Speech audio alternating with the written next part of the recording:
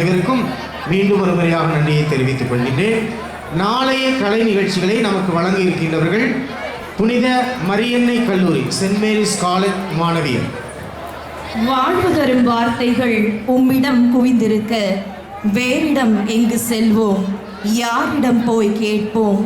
இறைவா, உம்மையே நாடி வந்து பிறருக்கு உலகெங்கும் சென்று நற்செய்தியை அறிவிப்போம் என்று பாடி நடனமாட இருக்கின்றனர் இந்த வண்ண வண்ண மயில்கள்.